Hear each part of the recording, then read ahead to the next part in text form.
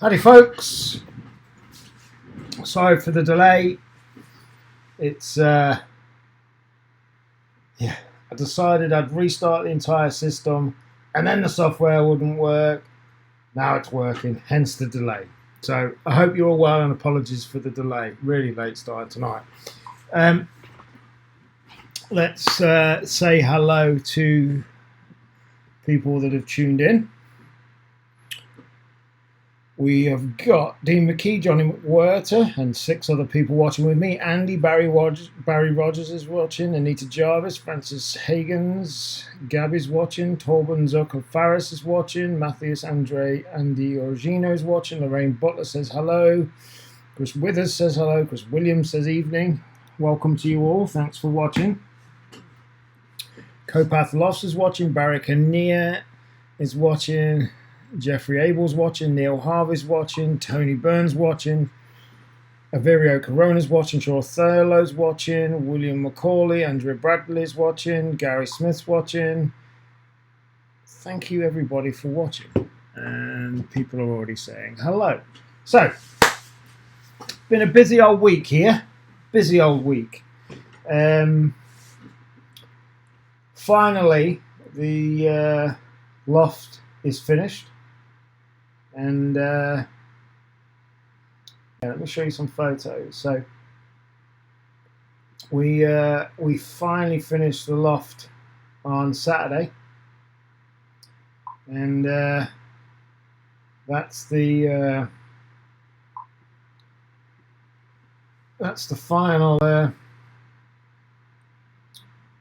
final shot. We only got them done on Saturday afternoon, and it's got a few little bits to do. I still want to get the ventilation sorted. So at the moment the lofts are they're brick, well not brick, they're block built, and then one side of them we've got Avery that's open at the moment apart from really bad weather, and then the other side's got a really big opening to another Avery as well. So at the moment there's a lot of ventilation in there, but I'm aware that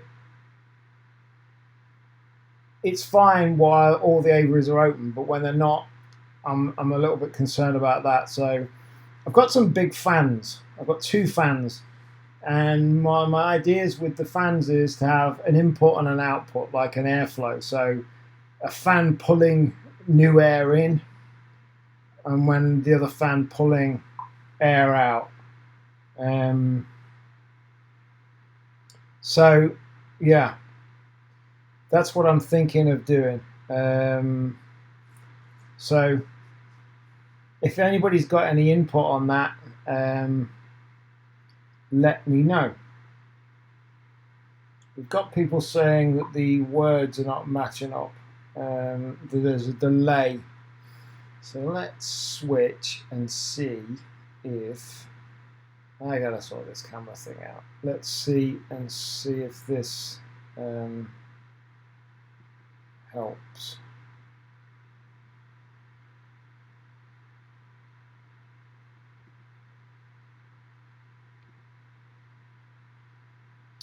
Does this help?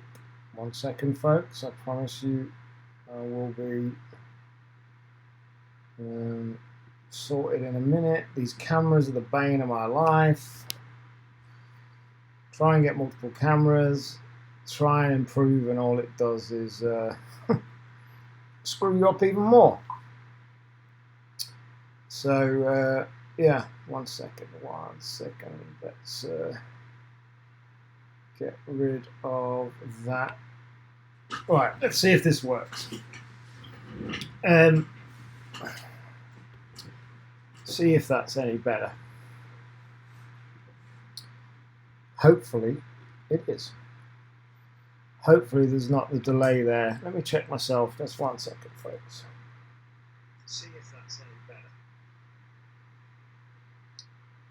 Hopefully. Big delay.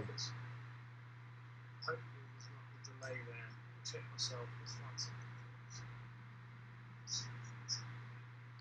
I think that's better. Let me know, folks. And apologies again. Subtitles. I don't know why there's subtitles on here. That's not something I've done. That might be Facebook doing that. Not sure. Maybe that's a new thing Facebook are doing. But subtitles is nothing to do with me, folks. So that may be something Facebook are testing out. So yeah, ventilation. That's kind of something I want to do next. I say I've got these two big fans. They're probably 20-inch fans, and they go one way. So you can have one pulling new air in and one pushing air out. And that's what I think I'm going to do for when the aviaries are closed up. Yeah, I'm going to kill this camera feed and see if that makes it any better. Camera moving slow now. And honestly, you try and improve stuff, and all it does is give you a bigger headache. We'll see. I'll see what I can do while I'm going.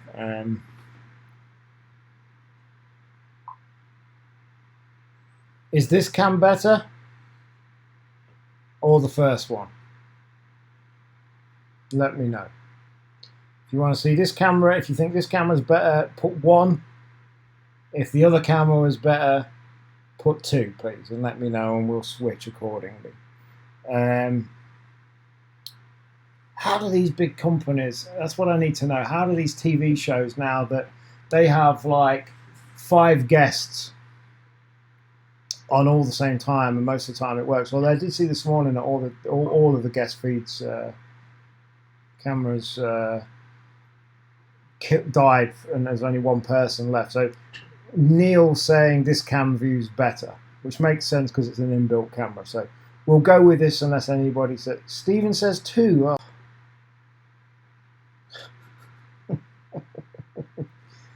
Jeez. All right, let's have a vote. So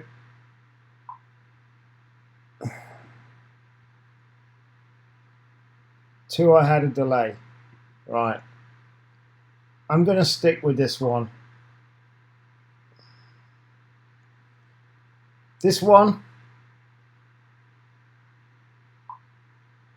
is 1.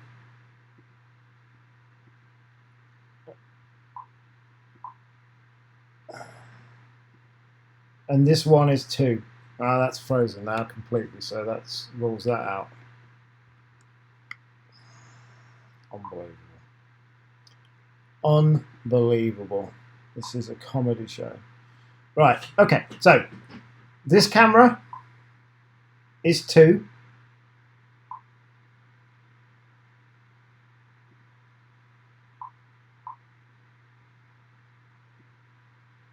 And this camera is 1. Right. We got 1 is fine.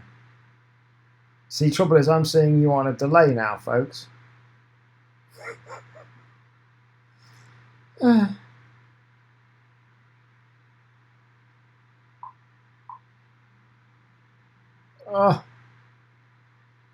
Some are saying 1, some are saying 2.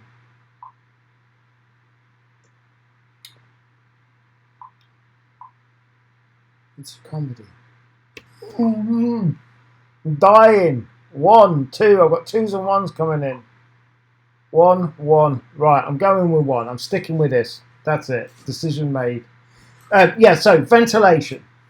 Thank you for the feedback. Chris Withers is laughing at me. Feel like laughing as well. It's a comedy. I never knew this was a comedy of errors. But anyway, we're going with this. So thank you for the comments. Stick with this. I'm going to get this camera situation like that because the other camera view is better. In theory, the other camera should be a lot better than the inbuilt one. But anyway, I think it's to do with, I think actually I need an entire, I said this to Gabby, I think I just need an entire system just to run this show from that doesn't do anything else other than run the show. But that's something down the line that we'll look to do. So, anybody's got any tips on ventilation? I've seen the climate control, humidity controllers and all of that stuff. I'd be interested in what people's thoughts are on heating. Now,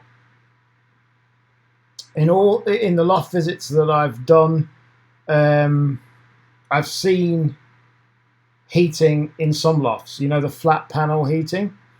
I'd be interested in people's thoughts on that. I know ventilation is obviously paramount of importance. Like I said, at the moment, essentially one side and the end of the loft is the camera's frozen now. What the F?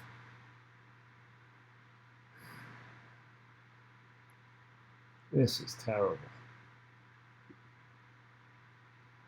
Okay, we'll go with this camera. It's not frozen.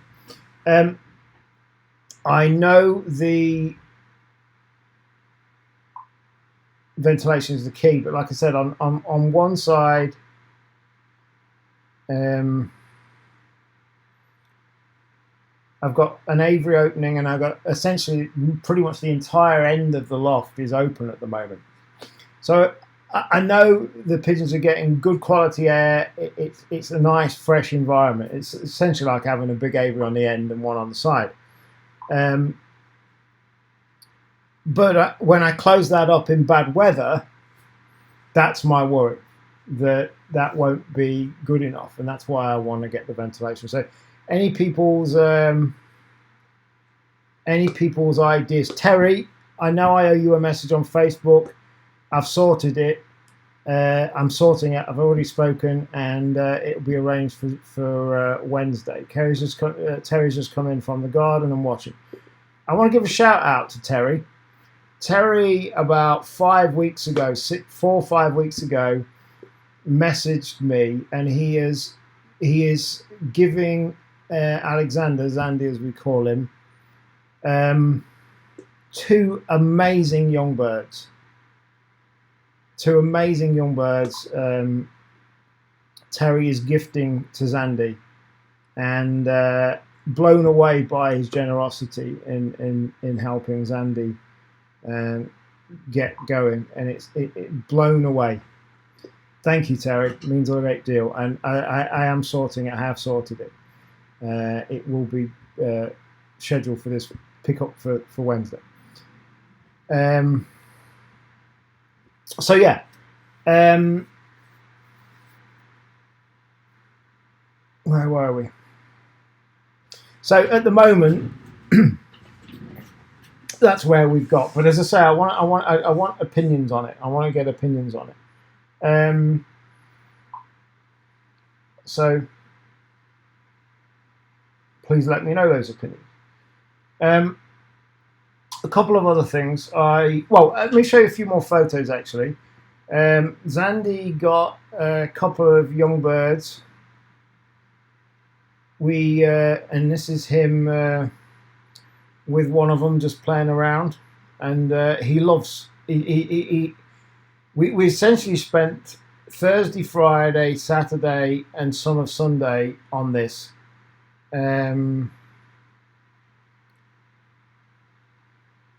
And we had a great time, and Saturday was a really good day, finishing that off, and we got a lot done. We worked hard, but it was really well worth it.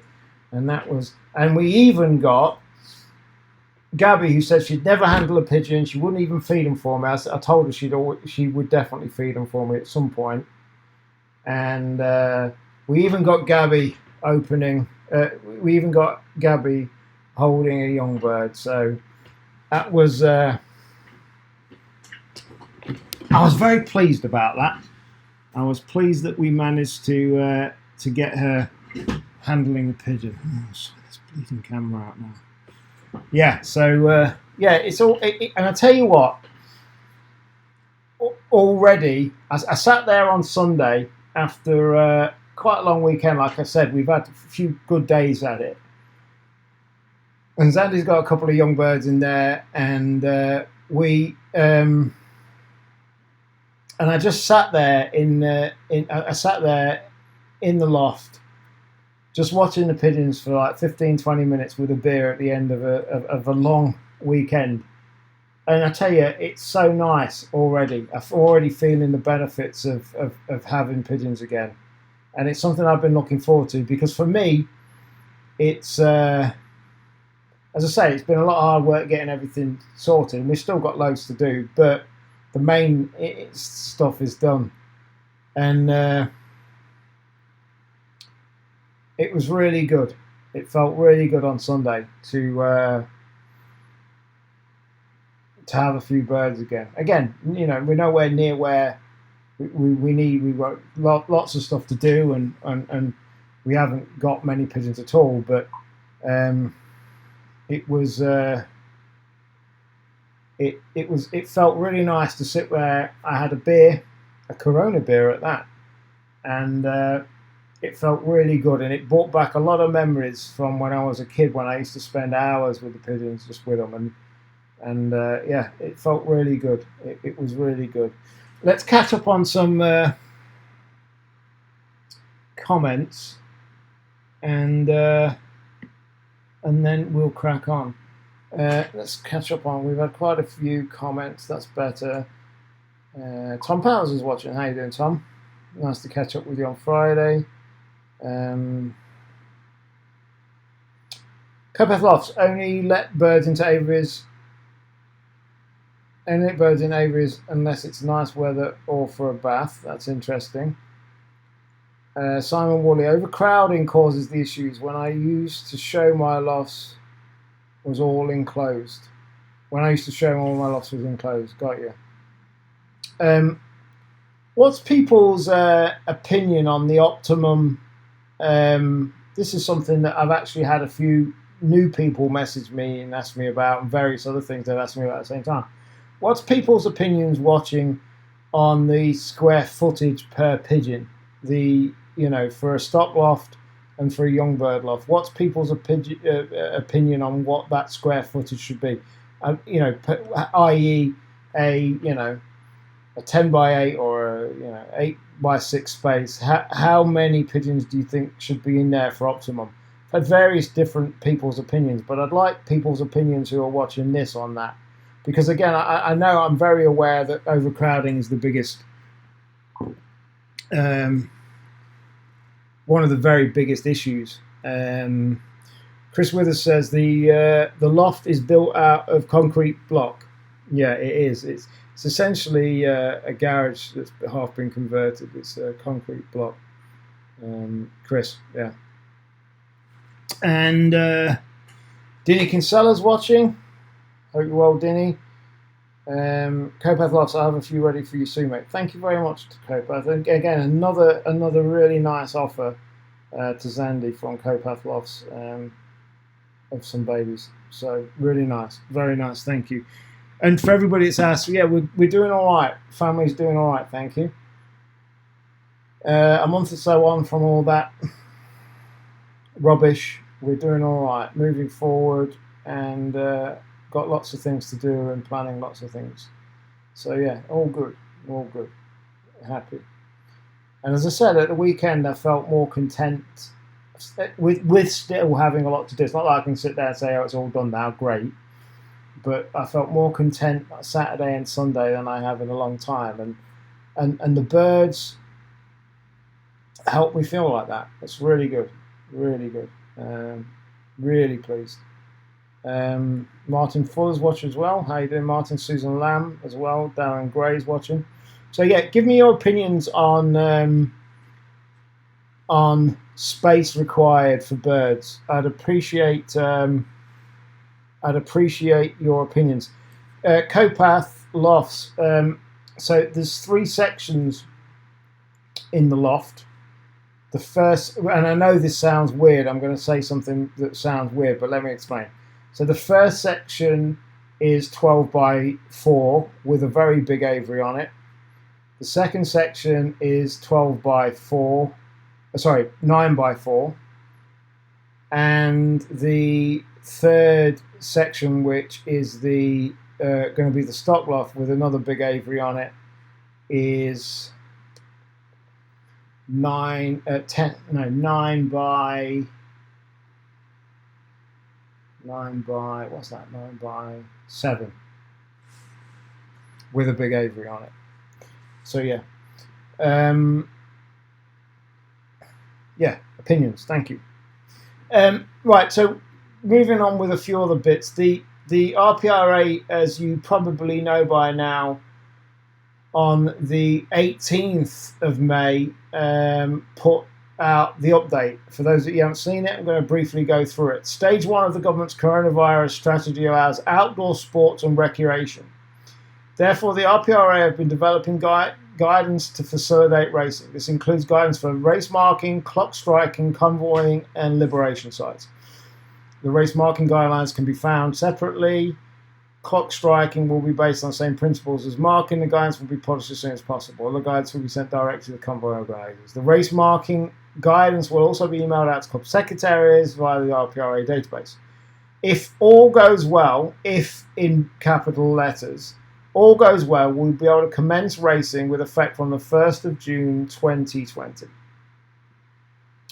Which, if that happens, is a really great result. It gets things up and running, which is good. I'm not going to go through all the guidance and criteria, but at the end of the day, the fact that in theory, all being well, racing can start from the 1st of June is really a great thing. And to be honest, I didn't think it would start that soon. I thought it would be, July. People may have issues training and all of that stuff. But let's hope that situation sticks to it. And we see what happens, because they put out something on the 16th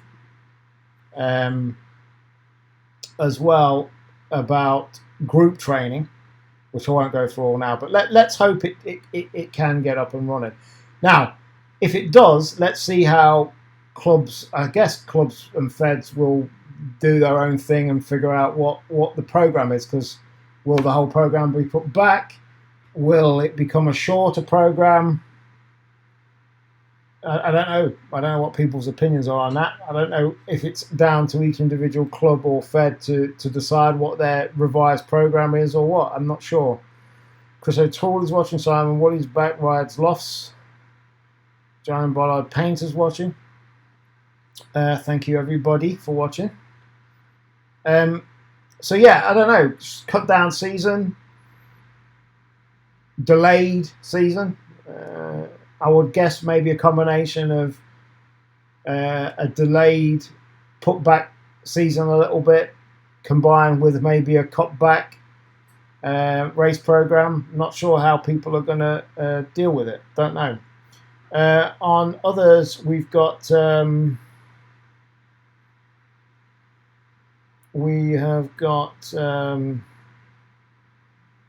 Romanian people is with you. Thank you very much. Watching from Romania.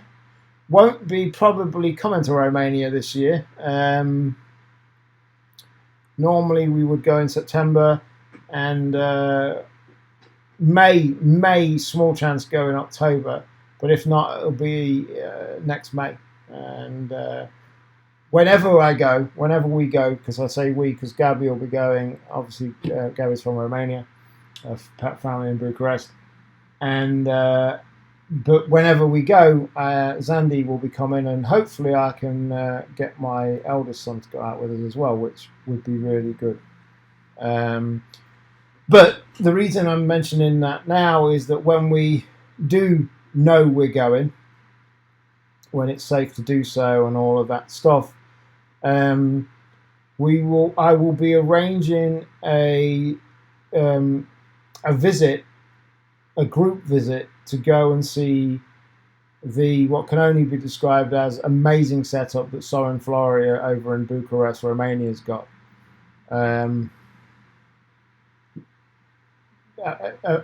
It's a stunning place to visit.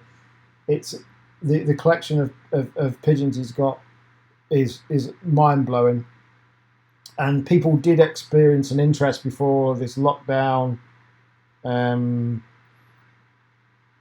started in going to arrange a group visit to go to his lofts.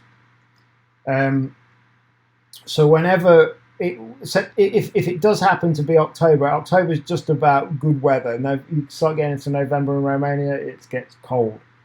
October is not too bad.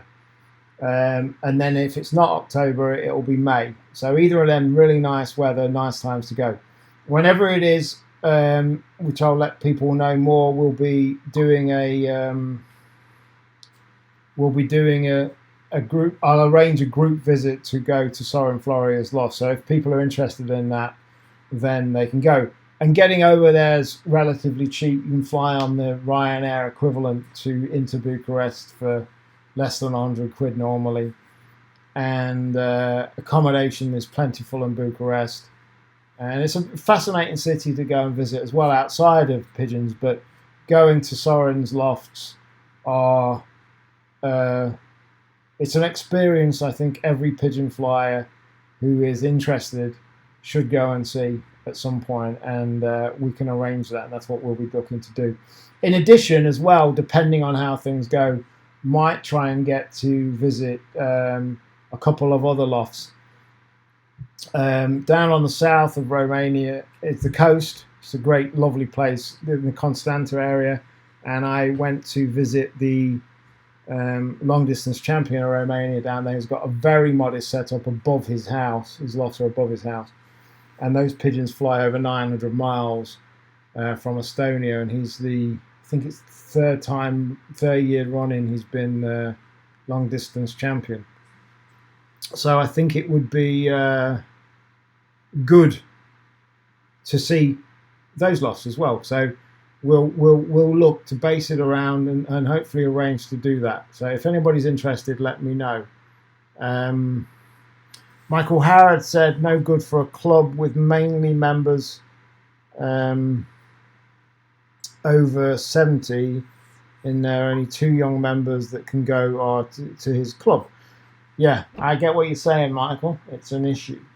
And our Romanian viewers saying Tartu in Estonia. That's exactly it. And it's the flyer in question I'm talking about is Giga Stanka. He's developed a team of extreme long distance pigeons flying for up to 1,500 kilometers. And weirdly, not weirdly, but interestingly, the base of his family come from a Bushart cock, actually a GB pigeon that kind of many years ago, started his family off. And it's interesting how he's crafted it. And Giga Stanka's known in Romania throughout as a long distance ace.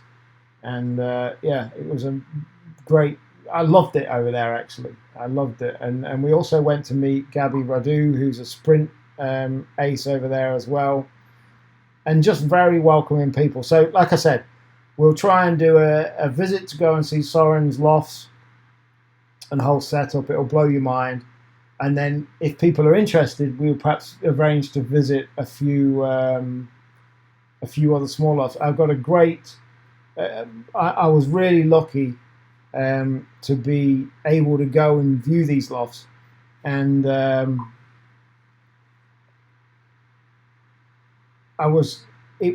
had somebody organise it all for me. It was absolutely great, and we'll hopefully get them on board as well, and we'll see what we can do. But you know, Romania is a up and coming pigeon sport country. It's very big, very, very big indeed. So if you're interested, you know, let me know. It would be good. So yeah, right. What else have we got to talk about? It was really lovely. One of the reasons I was a few minutes delayed is that despite the technical issues, I had a call from a friend of mine, Justin Deary, and it was really lovely to speak to him. I haven't spoke to him in ages, and he's doing all right. For those that you know Justin, any of you that do know Justin, he's doing all right. I just spoke to him literally half an hour before the show started. I have something else that I want people's opinions on. That's right, Jigastank. Yeah, we've got some really good people that are Romanian view. I don't know what your name is, mate. Tell me what your name is so I don't keep saying our Romanian viewer on YouTube.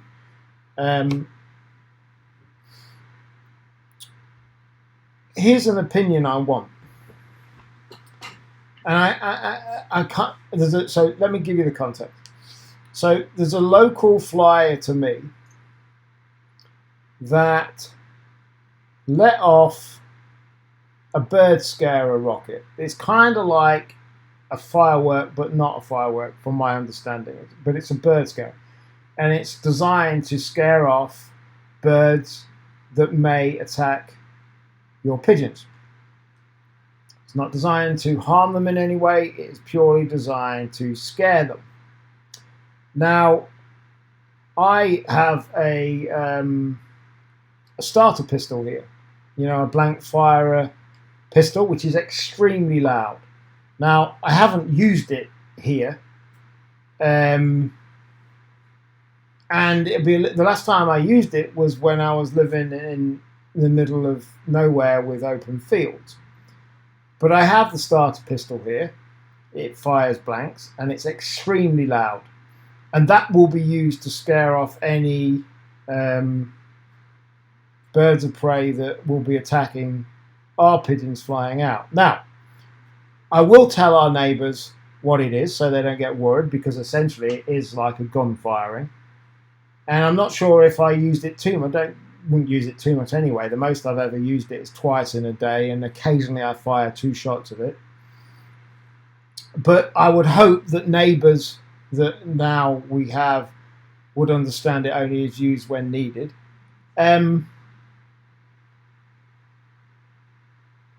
But I would use it, and I would have no issues in doing so to scare birds of prey or whatever else off. I in the past even used it when a cat wouldn't go away. So this local flyer to me has been using this bird scarer rocket thing, and he's had numerous complaints from people around him. And then a few days ago, he had the police knock on his door for using this thing. And don't know any much more details. I've got to speak to him more. But as far as I'm concerned, if you're using that safely, you're not firing it at anybody or anything like that, and you're doing it to scare pigeons, to protect your pigeons and scare away animals or birds that might be attacking your pigeons, I don't see anything wrong with that. It's not like he's doing it, 20 times a day, but he's had complaints which led to police force from Matlock. Now, we're in the Derbyshire-Leicestershire border. He's had police all the way from Matlock coming to see him. And I don't get it. I don't get it. Based on what I know, I don't get why that would be a problem. As far as I'm concerned, like I said, I will use this blank fire if I see anything attacking our stock, or even potentially the ability. Because all you're doing is scaring it away. You're not harming it. You're scaring it away. I don't get it. If anybody else has heard of issues like this, please let me know. But I don't get it. If you're scaring birds away and you're not harming them in any way, what is the issue? And why would the police get involved? Maybe they're trying to get him on a noise abatement issue, or the noise of it. I'm not sure. But something doesn't sound right to me. It sounds weird, and I don't get it at all.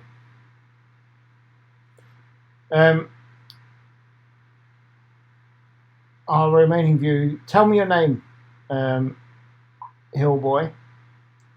I live in the Derbyshire-Leicestershire border. Closest city is Derby to where we live. You lived in the UK for 3 years. Cool. Whereabouts in Romania do you live? Let me know. So yeah, I don't get it. A bird scarer as long as it's not harming people, I don't get what the issue would be. Has anybody else ever had problems with this?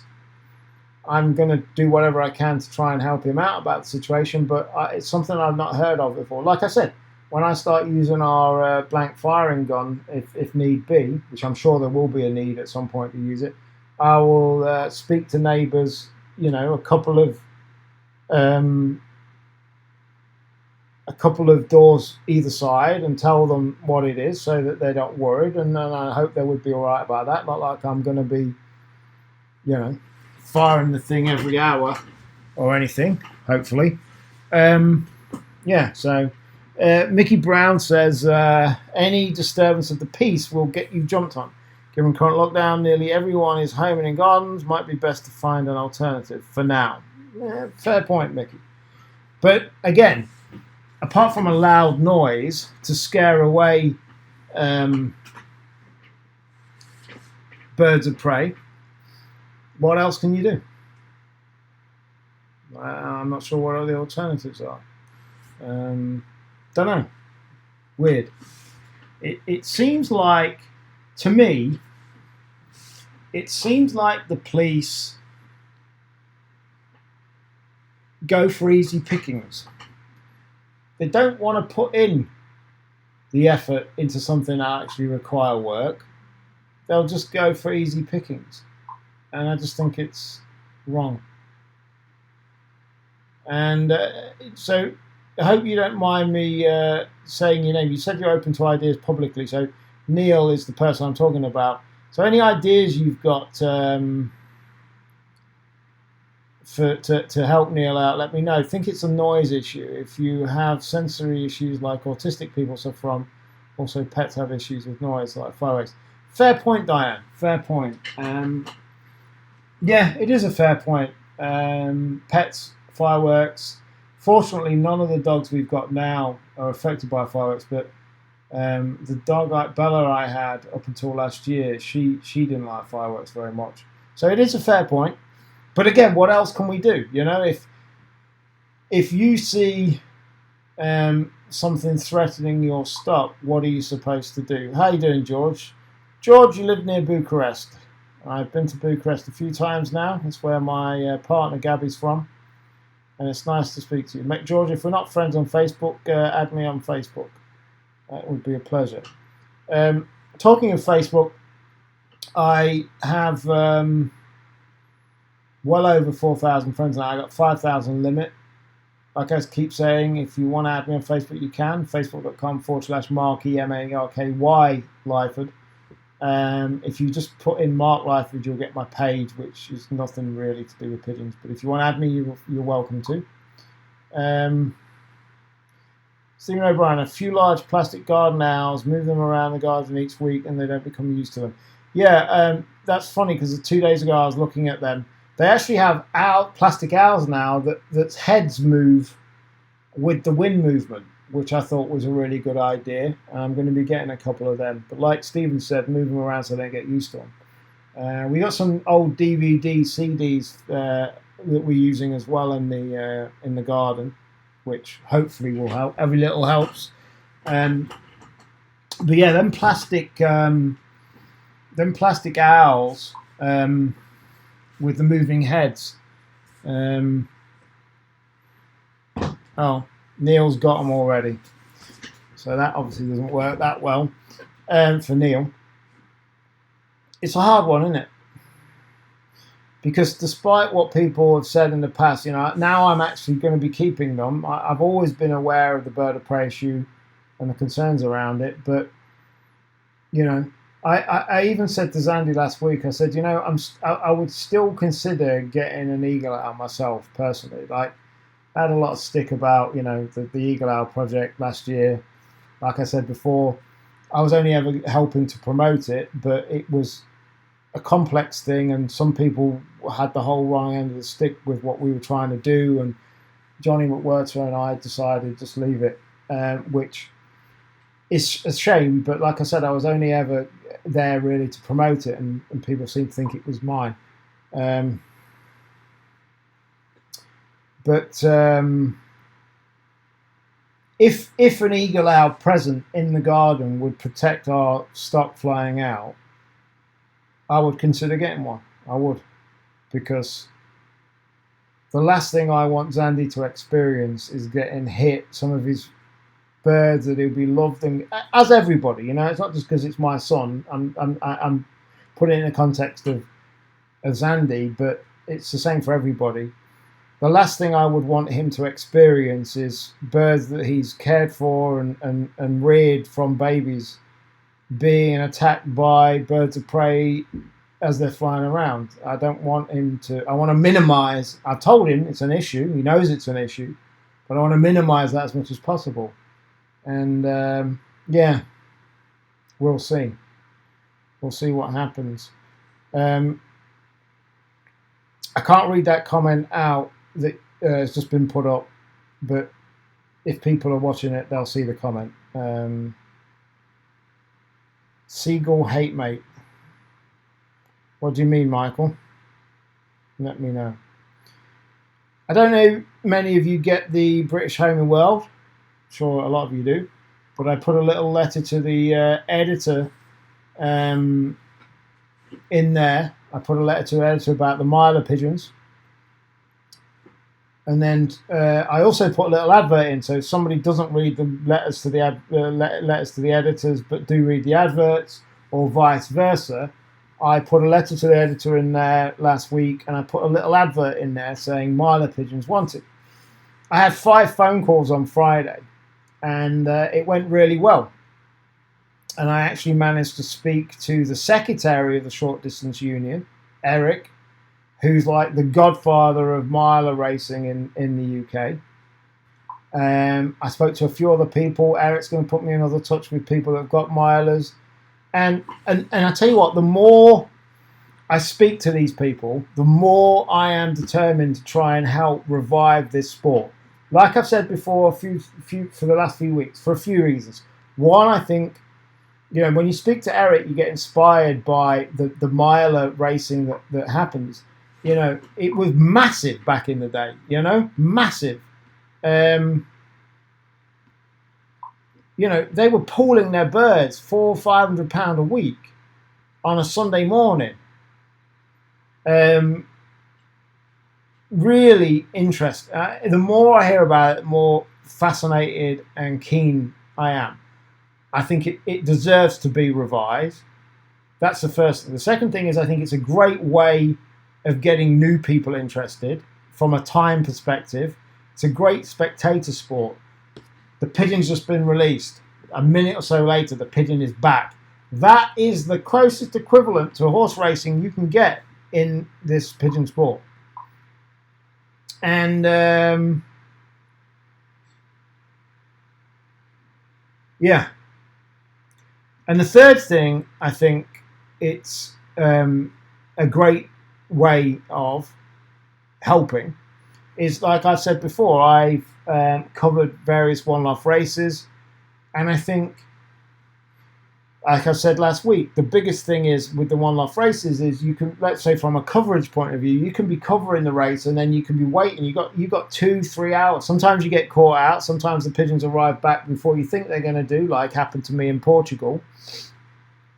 I was chatting online live with someone and the first pigeon arrived. So you get caught out sometimes, but at the same time, you can be waiting for hours.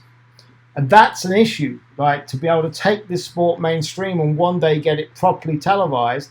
What are you going to do for them hours while you're waiting? There's only so much audience participation you can do. There's only so much stats or facts you can read out.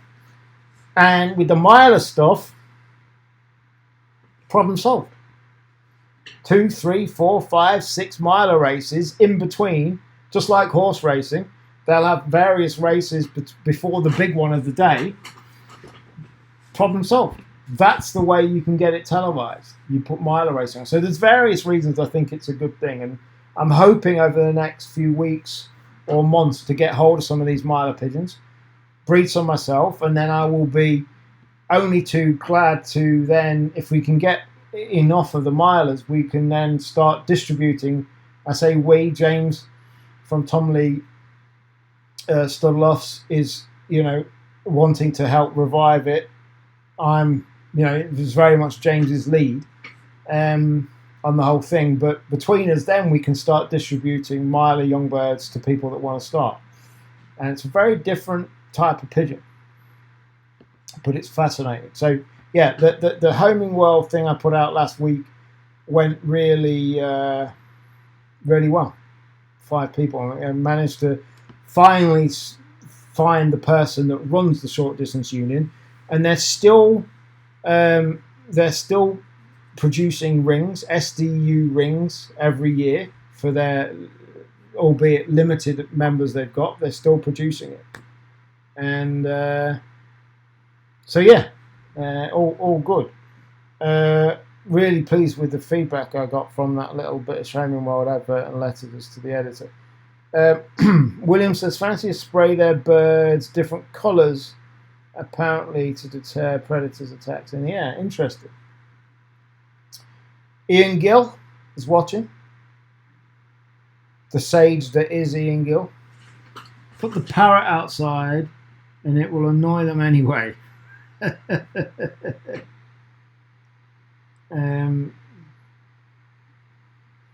What else have we got?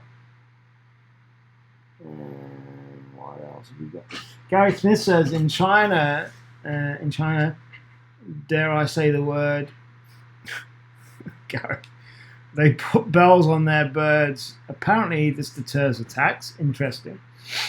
Ian Gill says, Steve Foster and I talked about this on Pigeon Chat a few years back. You're always ahead of me, Ian Gill, always. But I catch up eventually. And I think, I definitely think there's something in the miler thing, which is why I keep banging on about it. If you're interested in getting involved in the miler thing that James has set up, he set up a Facebook group, facebook.com/group/miler pigeon racing. You can go and join. It's a small group of people interested in the miler stuff. Interestingly, when I spoken to my friend Justin earlier on, he said, how's the miler thing going? I said, I'm blown away by it. I didn't think I'd get that much response. I get maybe 1 or 2, but I had 5 people call on Friday. And yeah, really good. So always round, all being well, racing's going to start 1st of June. And things hopefully will start getting some resemblance of normal anyway for the sport. But like I've said over the last few weeks, something radical needs to happen. Since when we got Richard Chambers on, which is a month ago, the numbers speak for themselves. And with this miler thing, a lot of people poo-poo the miler idea. That's not proper pigeon racing. And well, who defines what proper pigeon racing is? And, excuse me a second. If getting miler racing going again can help reinvigorate, get members of the public interested. The great thing about it, like I said, is this whole process is over and done in an hour. They used to do it on a Sunday morning. The whole family can be there watching them come in to the paddock, as they call it. So can you imagine that on a bigger scale? You can have members of the public come in and watch this, and they're not sitting around with nothing to do for hours. You know when the pigeon's been released. Now, how they do it traditionally is they single release a pigeon, and it's timed, and they release however many pigeons, they're all timed, and the fastest pigeon wins. There's various things you could do to perhaps change it. They used to do it to where the pigeon comes back into the circle. That doesn't necessarily have to be the case moving forward. It could, obviously with ETS, you could have it on a big screen. Joe Bloggs' pigeons timed in at whatever seconds. With a little tweak to the ETS systems, you could still do the single bird releases to calculate the exact time of flight. There's all kinds of things that can be done. But the big thing is it's over and done with. So people waiting at the loft watching know a minute ago the pigeon, or 20 seconds ago the pigeon was released. Now, how can you get that close to horse racing? The entire release of the pigeon is obviously live streamed and broadcast back to the people waiting at the lofts. That's the closest you're ever going to get to being able to televise this sport. And TV companies and production companies that's something I feel that a case could be put forward to. This should be taken seriously as a sport. Because the thing's over and done with them in like 10 minutes. If you had 10 pigeons flying, roughly 10 minutes, done.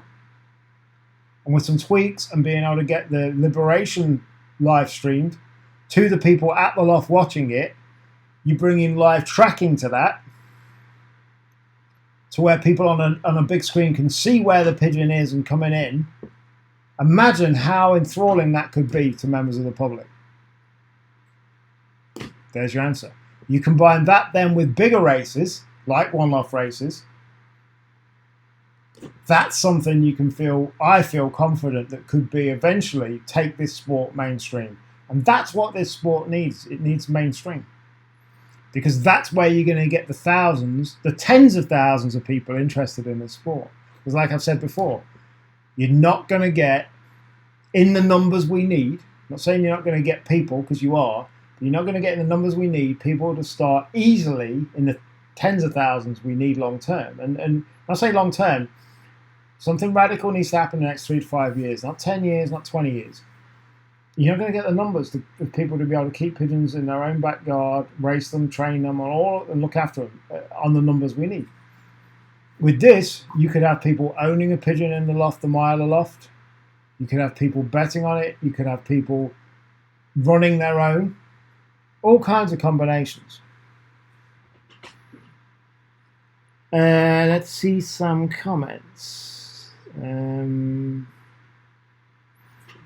Let's see some comments. Ian Holder says he has a flashing beacon and reflection tape in nearby the tree, and this is what is your opinion on having a crow as a pet? Just a thought. Interesting, Ian. I used to have a baby crow when I was a kid, and I used to let it out of its cage, and it used to hop around, fly around a bit, come back, and that lasted about 5 weeks, and then it left. Can you do that with crows? Interesting. Don't know. But the flashing beacon and reflective tape is also something I've looked at online, and I'll be introducing to our back garden as well. Michael Howard says, seagulls hate them. My friend had one. Eagle owls, mate. Interesting.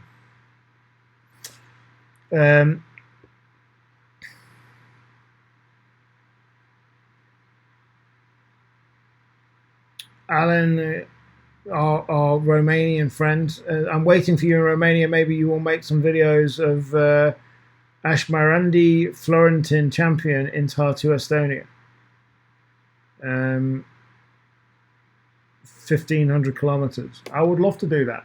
I would love to do that. Like I said before, I'm up for covering and featuring and making videos and live streams of anybody, not just the big boys. You know, as I said, I want to take people over to experience our own Florida setup, but equally I am thrilled to go and show them the long distance champion I went to see last year, Giga Stanka.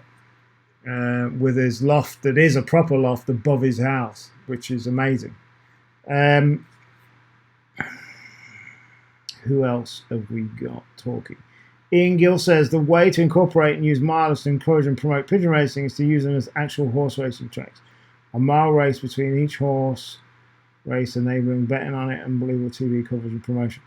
A mile race between each horse race. Yeah, entering it into horse races. Interesting. In between the actual horse races. Interesting idea.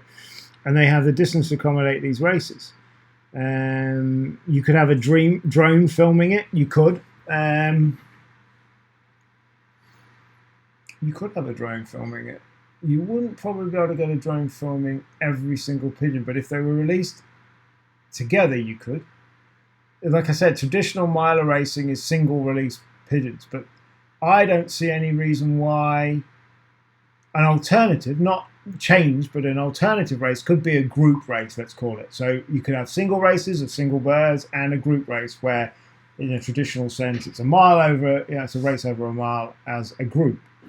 But interesting ideas. But yeah, the drone idea, easy. I've got my drones license. I actually passed my drones license, so I can operate my drone legally. Ian Gill said, I suggested this over 15 years ago and people laughed at me. Well, we're used to people laughing at us, Ian. William McCauley says, do you train them from a mile each direction to learn them to home in? Yes, you do. My understanding of it, which is limited still at the moment, but my understanding, Gary, is... William asked this question. My understanding is that at the end of every race, they will then decide their next race. And it's a mile in all directions. And like I said, these miler clubs that used to be around, they raced 52 weeks a year. Every weekend. Which is great. No season for these milers.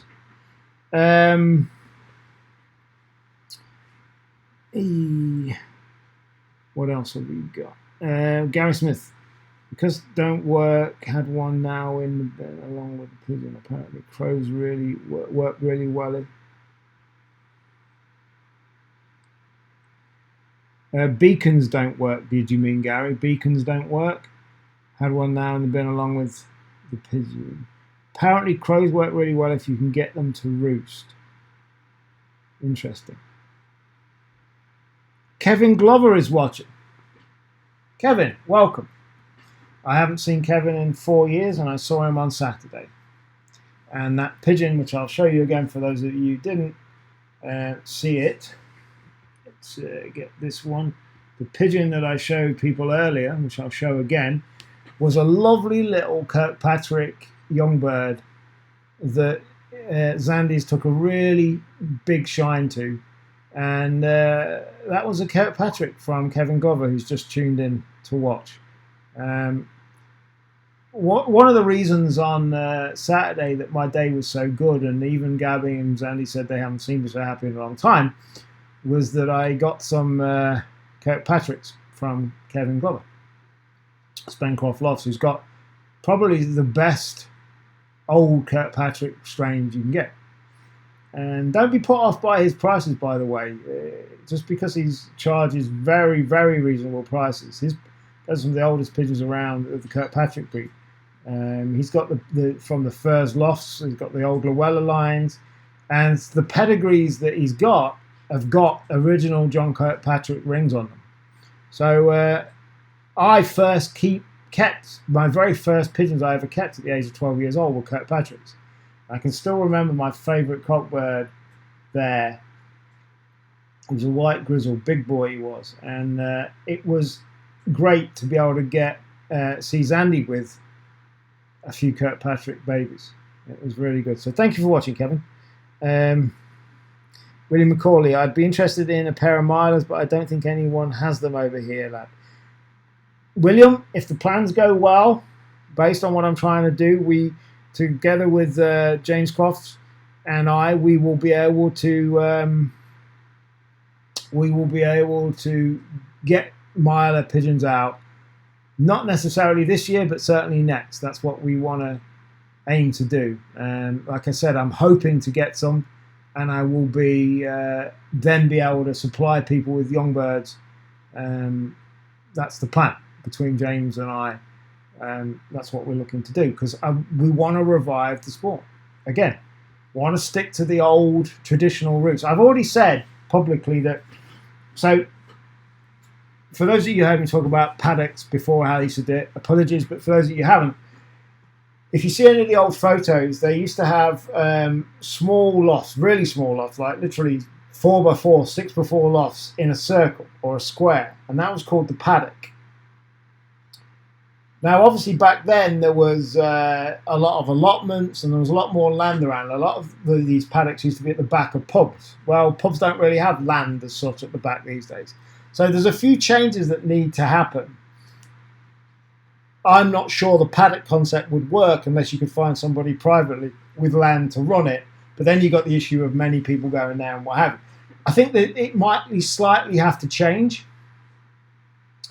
but the concept's still there, and it could potentially be like when I spoke to Eric, I said about it being them flying into one loft but multiple people. Like he said, but then you're not caring for your own pigeon and condition it how you want. There's ways of conditioning these mice. So there's a few things to think about, but whilst in the spirit of keeping the traditional miler racing as close as possible to the revival of it, there are now things, like I said, you could have group races where all 10 or 12 or whatever birds go up. Everybody used to race a single pigeon, and as I say, back then they used to release singly and time the bird in a single release. You could do that still. You could have group races using ETS, be dead easy. But yeah, so interesting. But yeah, William, keep in touch on it. I'll keep you posted on what's going on. Fran Dempsey's just joined us. Thank you, Fran, for catching the tail end. A few other things. The Namibia clocks. I still struggle to say Namibia. Don't know why. Looking for 5 clocks still to send over to 5 people over in Namibia that want to set up their own little club over there with 5 people. If anybody's got any old clocks knocking around, let me know. I want to get a shipment together of 5 clocks to send over to them. What else have we got to talk about? I haven't put the poll out about Racing Pigeon Network yet. I will this week. Haven't done it yet. Been busy with this stuff. Remember, Richard Chambers is still running his Flying Back to Pigeons initiative. I haven't spoke to Richard in a few weeks, but I will find out what the latest is on that. In fact, I got to write that down also. I live and breathe by my to-do list. But I'll find out from him that. But if you're a member of a club and you want to get involved in the Flying Back to Pigeons, spending a homing world every single week, I think it's a great initiative. It's targeting adults to get back into the sport. And again, it's anything to get back in. And a few people talking to me about the private club idea. That's been interesting. We'll talk about that another time again. Walkers Transport have kicked off now. They're backward and forward between Ireland. I've got a pigeon here that's going out to Ireland from way back from the German auction that we did, the Rolf Schomer auction. Finally going over to Ireland at the end of the month. So that's good that's kicking in. And then all being well, at the end of the month, normal service at Walkers will be resumed, so continental pigeons can start going backward and forward, which is, again, it's happening, it's progress, it's starting at least. So yeah, it's about an hour in, folks. Thank you for everybody watching. I've still kept up the picture of Zandy. I forgot to take it down. Yeah. 1st of June, all being well. Let's hope that happens with racing, and I can actually start reading some results out on this show. What else have I got to tell you about? If you haven't yet joined our club, RPI Club, the group online on Facebook, go to the Racing Pigeon International group facebook.com/groups/Racing Pigeon International. We are very close to hitting 8,000 members. Very close. I am going to be, over the next 6 months or so, making changes to this show. We're going to have little advert segments. So I'm going to be opening up a little advert, like literally a 1.5-minute advert, probably twice throughout, to give me a quick break in between, more like a TV show, but literally for a minute or so. We're going to be doing a sponsorship. We're going to have the show sponsored by various places.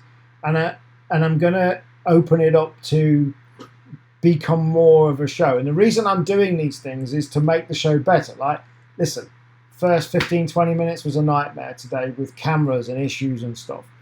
My goal long term is to make it as close to a TV show as you can get, because ultimately I can see this sport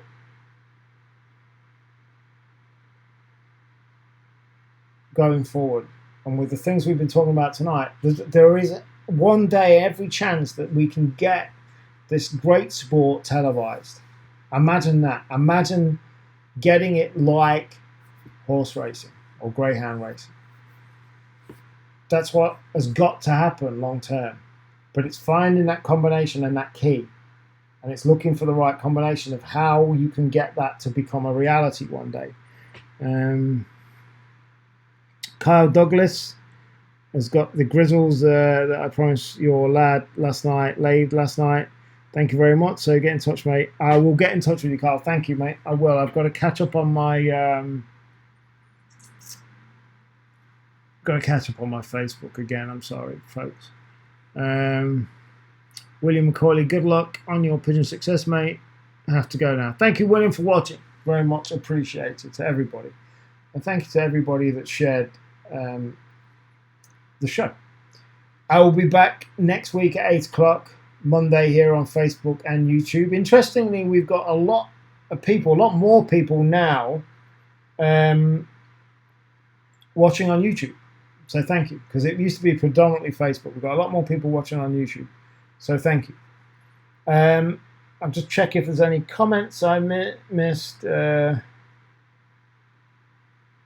Don't think I've missed any more comments, so thank you to everybody that has commented this week.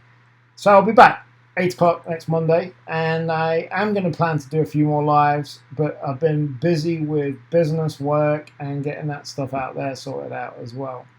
Yeah, and I'm going to talk more about the idea of the starter book next week.